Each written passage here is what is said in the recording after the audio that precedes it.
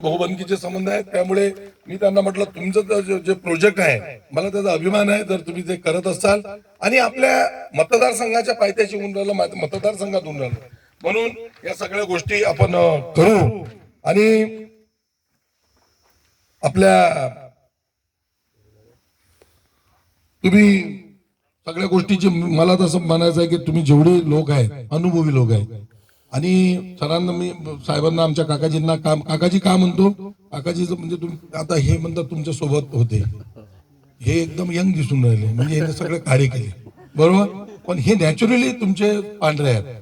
कोणी जर म्हणत नसेल असं वाटते की तुम्ही बनवलेले आहे बरोबर, पॉलिश केले आहेत असं वाटते. म्हणून मी तुम्हाला का बोललो एंग्री यंग मॅन, का की तुमच्यासारखं आयुष्य याही वयात सुंदरता चेहऱ्यावर हे टिकणंही महत्वाचं आहे, ते ईश्वरी देण आहे.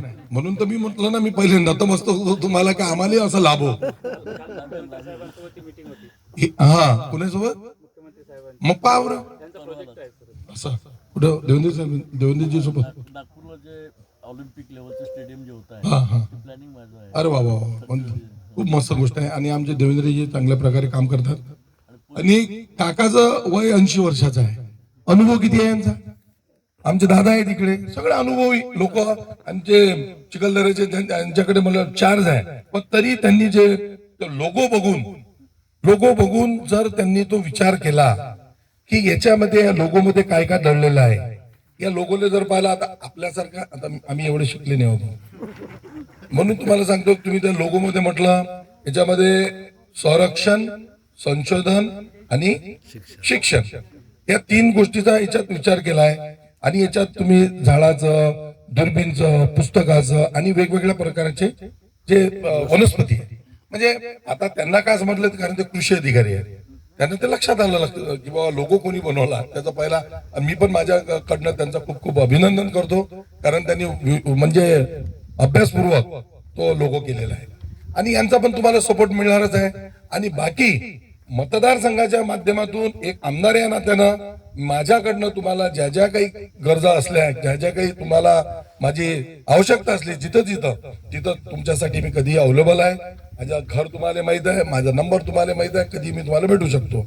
आणि काय होते सर तुमचा आमदार तुम्हाला काय भेटला नाही, मी इथला जमिनीवरचा कार्यकर्ता आहे, मी शाखा प्रमुख पासून तर आता आमदारपर्यंत मजल मारली आहे. म्हणून हे सगळे लोक जे आहेत हे माझ्या परिचित आहे. या लोकांनी बस एक गजानन लवटे उभा आहे त्याला तिकीट भेटली, तो कोण्या तिकीट न उभा आहे हे न पाहता, नाही तर इथे प्रवाहाच्या विरोधात मनोहरजी मुरकुटे निवडून युद्धलं असतं का आपल्याने, हा बरोबर आहे ना.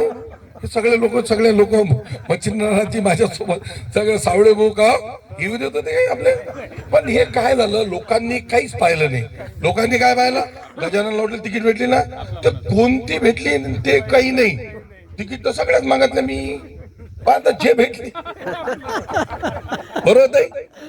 म्हणून नाही तर मग इथं आमच्या इथं 8 मतदारसंघ आहेत, आमच्या जिल्ह्याला 8 मतदारसंघ लाभलेले आहेत आणि 7 मतदारसंघात मनोहरराव मुरकुटे बरोबर आणि एकाच मतदारसंघात आम्ही मच्छिंद्रनाथ आम्ही हे सावळे भाऊ. मग आता कसं झालं प्रवाहाच्या विरोधात लोकांनी निवडून का दिलं त्याचं कारण एक आहे की गजानन लवटेला आपल्याला निवडूनच द्यायचं आहे, आपला माणूस.